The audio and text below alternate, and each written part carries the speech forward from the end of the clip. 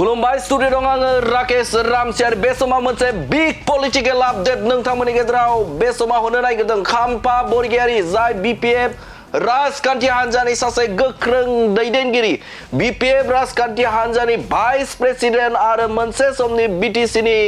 बारग' लेङाइ गाहाय मावफुं सोद्रोमा बिथां खाम्फा बरगयारी बे खाम्फा बरगयारीया बे समाव यूपीपीएलआव हाबसिगोन थामहिनबा जगदान जासिगोन गाबोननि सानावनो बिथां खाम्फा बरगयारीया बे समाव गोबां बीपीएफनि मददगिरिफोरखौ लानानै यूपीपीएल राजखान्थि हान्जायाव जगदान जागोन होननानै खौरां मेलनि गेजेरजों रोखा बाथ्रा फोरमायथिना होदों। नंगौ बे समनि मोनसे गिदिर खौरां यूपीपीएल राजखान्थियाव हाबसिगोन खाम्फा बरगयारीया खाम्फा बरगयारीया बे समाव बीपीएफ नागारनानै थामहिनबा बावैसो सान सिगाङाव नोंथांमोना नुनो मोन्दोंमोन जे बिथाङा दोलो नागारनायनि मोनसे लाइजाम गथायदोंमोन बीटीसीनि बारग' चिफ बिथां हाग्रामा महिलारी बिथांनिसिम आरो बेखौ लानानैनो बीपीएफ राजखान्थि हान्जानि गेजेराव मोनसे दान्थे बिदान्थे थामहिनबा बे समाव मोनसे गोबां जिंगायाव गोग्लैदोंमोन आरो बे समाव रोखा जासिनबाय दि गाबोन चिरां जिल्लानि बेन्दोङाव थानाय थामहिनबा बिथांनिनो बियाब 14 नं चिरां दुवार बे चिरां दुवार बियाबाव बिथां खाम्फा बरगयारीया टाइका जरा गेलेग्रा फोथाराव गोबां बीपीएफनि मददगिरिफोरखौ लानानै बिथाङा जगदान जासिगोन खाम्फा बरगयारीया आरो खाम्फा बरगयारीया जगदान जानायनि सिगां मोनसे दिनै खौरां मेलनि गेजेरजों बिथाङा फोरमायथिदों बिथाङा रोखा रोखा बाथ्रा फोरमायथिदों बिथाङा मा बुंदों नोंथांमोननि गेजेराव बे समा बडलेण्ड बुब्लियाव गिबिसिननि थाखाय होनो थाखाय आखायाव लादों बिथाङा जगदान जानायनि सिगां खौरां मेलनि गेजेरजों बिथाङा खौसेथिनि बाथ्राखौ फोरमायथिदों बीटीसी ओनसोलाव जौगासारनायनि थाखाय जुदि खामानि मावनो गोनां जायोब्ला बा खामानि मावनो नांगौब्ला बा गोनां जायोब्ला बे समाव राजखान्थियारि भाबै बे समाव रायजो राजाफोरखौ खौसेथि खालामनो नांगोन आरो बेखौ आङो यूपीपीएल दोलोआव थानानै मावनो हागोन सानसेब्लाबो मावनो हागोन होननानै गोख्रों बाथ्रा बुंथिदों बिथां खाम्फा बरगयारी बिथाङा आरो बे खौसेथिखौ लानानैनो गोख्रों मोनसे राजखान्थियारि बा राजखान्थि दोलोबो गोनांथि दं होननानैबो बाथ्रा बुंथिदों बिथां खाम्फा बरगयारी बिथाङा बिग पलिटिकल आपडेट यूपीपीएलआव हाबनायनि सिगाङावनो बिथां खाम्फा बरगयारी माखासे गोनां बाथ्रा बुंथिदों बिथां खाम्फा बरगयारी बिथाङा आरो बिथाङा बीपीएफ राजखान्थि हान्जाखौ गोख्रों बाथ्रा बुंनायखौ नुनो मोन्दों बे समाव बीपीएफ राजखान्थि हान्जानि गेजेराव जथायै डिसिसन लाया आरो गुबुन फारसेथिं जथायै अपिनियन थामहिनबा बे समाव बोसोन बा बानबुंथाय बे समाव लाया बा नुनो मोना होननानै बाथ्रा बुंथिदों बिथां खाम्फा बरगयारीया बीपीएफ राजखान्थि हान्जानि गेजेराव जथायै डिसिसन बा जायखिजाया बिथांखि बे बिथांखिखौ बिथांमोना लाया आरो गुबुन फारसेथिं गुबुन दैदेनगिरि बीपीएफ राजखान्थि हान्जानि जे दैदेनगिरि बे दैदेनगिरिफोरनि बोसोन अपिनियन बे अपिनियनफोरखौ लाया होननानै गोख्रों बाथ्रा बुंथिदों बिथां खाम्फा बरगयारीया जिहेतु नोंथांमोना खोनाबाय थादोंमोन गोबां खौरां बिजोंनि गेजेरजों बा गोबां दैदेनगिरिफोरानो बुंदोंमोन जे हाग्रामा महिलारीया गावनो हारसिंनो डिसिसन लायो अब्ला बे बाथ्राया सैथो जाबाय नामा बिथां हाग्रामा महिलारीनिनो सासे गोख्रों दैदेनगिरि थामहिनबा बीपीएफ राजखान्थि हान्जानि भाइस प्रेसिडेन्ट बिथां खाम्फा बरगयारीया बे बाथ्राखौ खेंफोरथि होदों थामहिनबा सिंनि बाथ्राखौ फोरमायथिदों जे बे समाव बीपीएफ राजखान्थि हान्जायाव जथायै डिसिसन लाया आरो गुबुन फारसेजों गुबुन दैदेनगिरिफोरनि बे समाव अपिनियन लाया होननानै बाथ्रा बुंथिदों बिथां खाम्फा बरगयारीया आरो बे समाव बिथाङा यूपीपीएल राजखान्थि हान्जाखौ बिथाङा बुंथिदों जे बे समाव जायखिजाया डिसिसनखौनो यूपीपीएल राजखान्थि हान्जाया बिथांमोननि गेजेराव जथायै सावरायनाय जायो आरो जथायै डिसिसन लायो होननानै बाथ्रा बुंथिदों बिथां खाम्फा बरगयारीया बे समनि मोनसे गिदिर खौरां बे खाम्फा बरगयारीया गोख्रों बाथ्रा बुंथिदों जे बे समाव जायखिजाया डिसिसन आरो अपिनियन बे डिसिसन आरो अपिनियनखौ बे समाव बीपीएफ राजखान्थि हान्जाया लाया नाथाय यूपीपीएल राजखान्थि हान्जाया जथाय सावरायो आरो गासिबनिबो अपिनियन लायो आरो रायजो राजाफोरनि थाखाय खामानि मावो आरो बैफोरखौ नुहुरनानैनो मोनसे समाव आङो रायजो राजाफोरखौ बे राजखान्थि हान्जायाव थायोब्ला खामानि मावनो हागोन बेखौ मोनदांनानै बे समाव यूपीपीएल दोलोआव आङो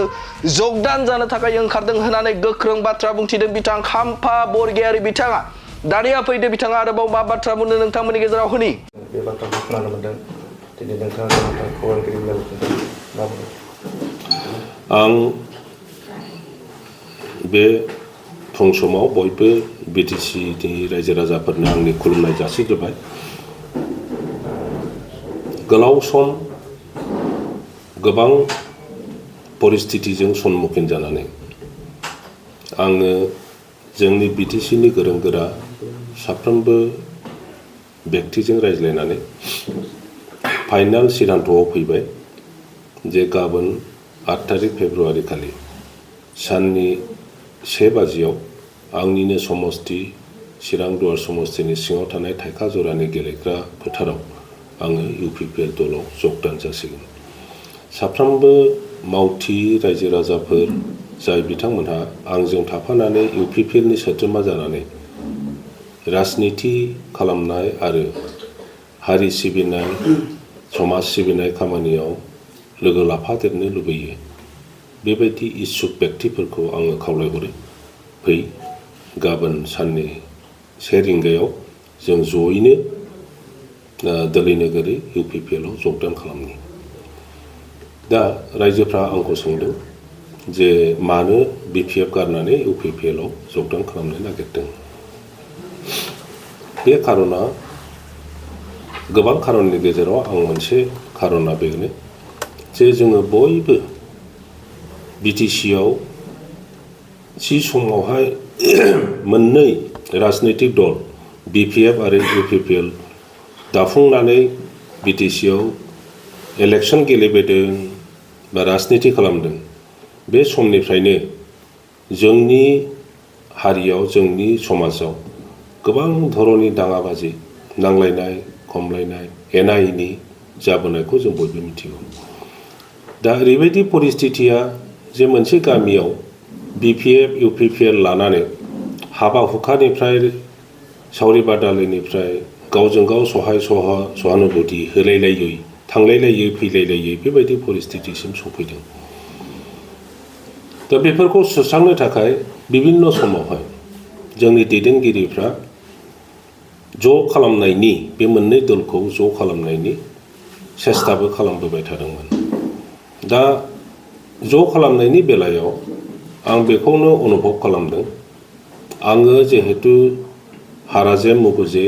BPF दोलोनि दैदेनगिरिमोन बिटिसि दाफुंनायाव आंहाबो गोबां अबदान दङ हाग्रामा महिलारि बिथांनि दैदेननायावनो जोङो राजनिति खालामबोदों आरो दासिमबो आङो थांनाय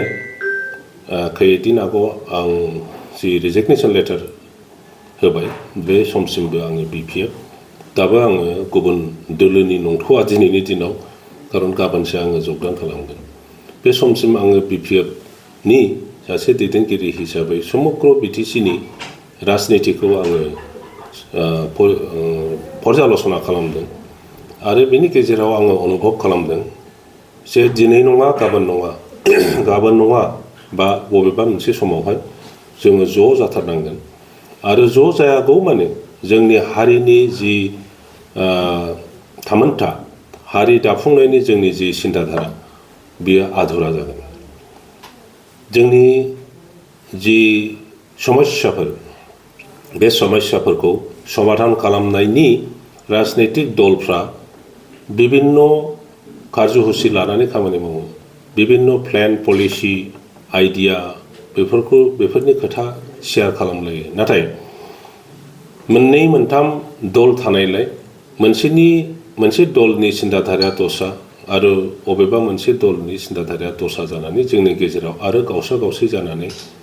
दिनैनि जि राजनिति परिस्थिति बेखौ जोङो सन्मुखीन जानांदों आं दा ओंखायनो गोदान मोनसे आसा लानानै आरो समग्र बिटिसिनि रायजो राजाफोरखौ धर्मालम्बी जोंनि गुबुन गुबुन धोरोमनि सुबुंफोर गुबुन गुबुन भाषानि सुबुंफोरखौबो जयै लाफानानै मोनसे गोख्रों राजनैतिक खालामनो थाखाय आरो बिटिसिआव स्ट्रं मोनसे राजनैतिक आबहावा माने स्टेबल पलिटिक्स लाबोनो थाखाय आङो खामानि मावनो ओंखारदों जेन' बिटिसिनि दैदेनगिरिफ्रा बिटिसिनि पलिटिक्सआ गुबुन जायगानिफ्राय नारसिनजानाय प्रेसाराव खामानि मावनाङा आरो बेखौ आङो सम्भब नुदों जे आं अपेनबो बुंगोन जे BPF-आव कालेक्टिभ अपिनियन जाया, BPF-आव कालेक्टिभ डिसिसन फैया, बेनो बयनिख्रुइबो देरसिन दुर्बलता, उइकनेस BPF-आव। बेराफारसेथिं UPPL-नि दैदेनगिरिफोरजों रायज्लायनानै आं बेखौ उपलब्धि खालामदों बिसोरो बांसिन गणतान्त्रिक सिन्ताधारा आरोबाव इनक्लुसिभ माने बयखौबो लाफानानै साननाय मावनायाव बिसोरो BPF-नि माबानिफ्राय लिडारशिपनिफ्राय साबसिन बे स्पेसखौ मोनो आं बेखौ नुनो मोनदों। बेखायनो UPPL-आव थानानै आङो आंनि जि साननाय रायजो राजाफ्रा जायखौ लुबैदों आंनि हथिरथ आंनि लोगोफोर BPF-नि दैदेनगिरि बिथांमोनहा जायखौ लुबैदों बेखौ रियेल सेन्सआव मावफुंहैनायनि हाबाफारि हिसाबैनो आंनो प्रथम UPPL-आव थांग्रोनोसै होननानै आंनि गोसो सिंनिफ्राय बिबेकआव हिदान्त लानानै आं बे खामानिखौ मावसिगोन। हाग्रामा महिलारिजों गोबांथार खामानि मावबाय, बेजों लोगोसेनो नोंथाङा UPPL दोलोआव जयेन जानो थांगासिनो दं। माबायदि मोनदों नोंथाङा दिनै पार्टी हिसाबै राजखान्थि हिसाबै हाग्रामा महिलारिखौ नागारलांनो थांगासिनो दं? जोङो एखे संग्राम खालामबोनाय मानसि, एबसुनि दिनावबो जों जयैनो एबसुनि आन्दलनखौ समर्थन खालामबोनानै भलन्टियार फर्सनि साफा सोद्रोमा जानानै जेरै हायो जोङो समर्थन खालामबोदों, खामानि मावबोदों। बे समावहायबो जोंनिनो गोबां लोगोफ्रा जोंनि साखाथियावनो गुलि जादों, थैनांदों, किन्तु जोङो बोरैबाबा बासायनानै थालांदों। उननि पर्यायाव जों जयैनो आरोबाव BLT खालामनानै संग्रामखौ कन्टिनिउ खालामदों आरो बिनि परिनाम हिसाबै बयबो रायजो राजानि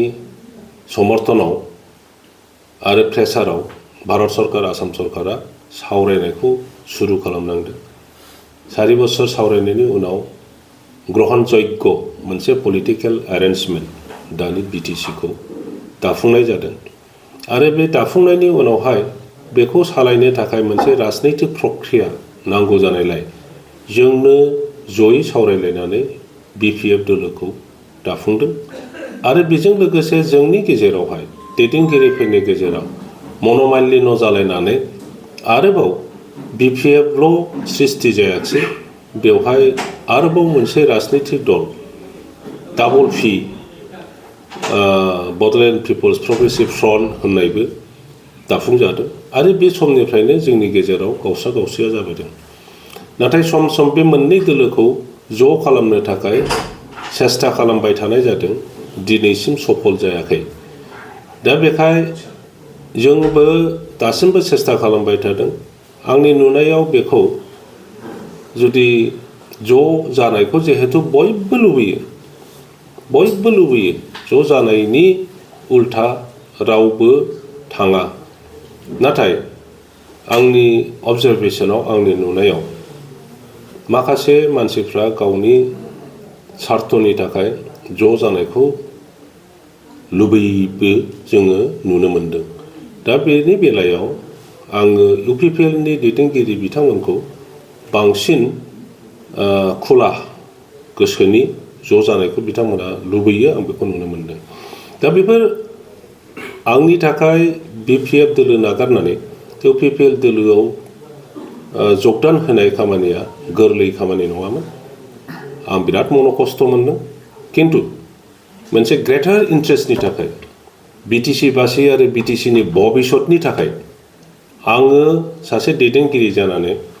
बे रिस्कखौ जुदि लानो हाया अब्ला आङो दुर्बल नेता हिसाबैसो अदूर भबिष्यतआव प्रमान जागोन। आं बेखौ साननानै दा रायजो राजाफोरखौनो आंनि सिगाङाव दोननानै समग्र BTC-बासि नेताफोरखौबो आङो खावलायनानै एपिल खालामनानै फै, जों बयबो ज' खामानि मावनि, आगोलनि उननि समग्र जोङो सौदावबोनाय परिस्थिति बे परिस्थितिफोरनि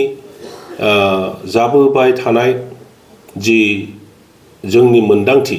बेखौ नायनानै बयबो सिद्धान्तआव फै जों ज' थानो आरो इउपिपिएलआ जदिअबा जोंनि अपोजिसन दलमोन बे जोंनि गेजेराव मन'मालिन्य जालायनाय आर्गुमेन्ट काउन्टार आर्गुमेन्ट जालायनायफोरखौ बावजोबलायनानै जों इउपिपिएलआवनो ज' थानानै जोंनि भबिष्यतखौ निर्णय खालामनायनि मोनसे गोदान प्रक्रिया आरम्भ खालामनो आं बेखौ खावलायो।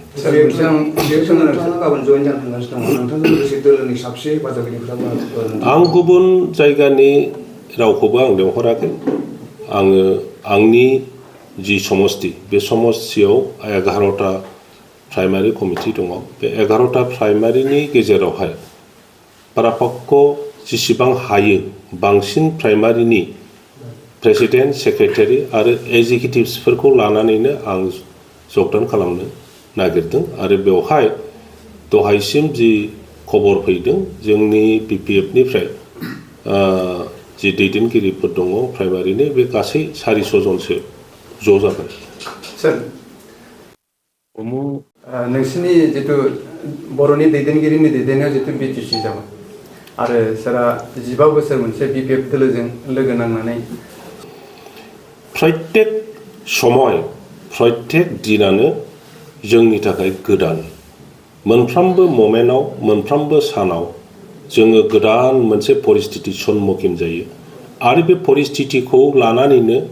जोंनि साननाय हनाय खामानि मावनायनि सिद्धान्तफ्रा फैयो। जोङो जि समनिफ्राय बर'फ्रा आन्दलन खालामबोदों बे समनिफ्राय जोङो प्रत्येक समावनो गोदान गोदान परिस्थिति सम्मुखीन जाबोदों। एबसु जानानै जोङो आन्दलन जादों, परिस्थिति सोलायदों, भलन्टियार फर्स जादों जोङो आरो परिस्थितिया सोलायदों बिएलटि जादों जोङो आरो परिस्थितिया सोलायदों जोङो पलिटिकेल नेता जादों। दा दिनै ओरैबायदि परिस्थिति फैबाय जे बिपिएफआव थानानै नोङो जि खामानि मावनो हागोन बेखौ एसे लिमिटेशनखौ नुनो मोनबाय। ओंखायनो आङो बे लिमिटेशना इउपिपिएलआव खमसिन होननानै आङो इउपिपिएलआव ब्रडार मोनसे स्कप थानायखौ नुहुरनानै आङो इउपिपिएलआव जगदान जानो नागिरदों। रायजो राजाफोरखौ आं बेखौ खावलायनो लुबैयो सोरबा सोरबा बुङो जे बिपिएफ नागारनाय माने बिट्रे खालामनाय बायदिसिना जाथिनि माने खामानि मावनो नागिराखिसै बायदिसिना खोथा बुङो। बिपिएफआव थानानैल' जाथि सिबिनाया सम्भब नामा? इउपिपिएलआव थानानै नोङो बे खामानिखौ मानो मावनो हाया?